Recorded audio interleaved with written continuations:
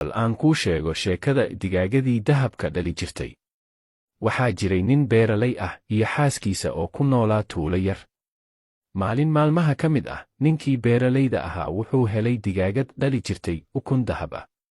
Maalin kasta digaagaddu waxay dhali jirtay hal ukun oo dahab ah, taas oo si degdeg ah uga dhigtay ninkii iyo xaaskiisii kuwo taajiriin ah.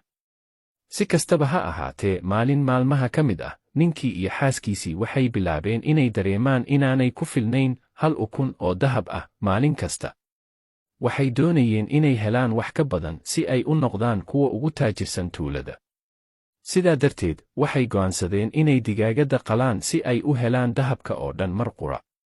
Laakiin markii ay digaagadii qaleen, waxay ogaadeen inay gudaheeda tahay sida digaagadaha kale oo dhan, oo aanay jirin wax dahab ah gudaheeda.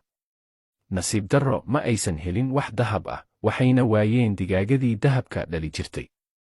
Sheekadan waxaa laga baran karaa muhiimadda samirka iyo inaan la damcin wax ka badan inta aad qaban karto.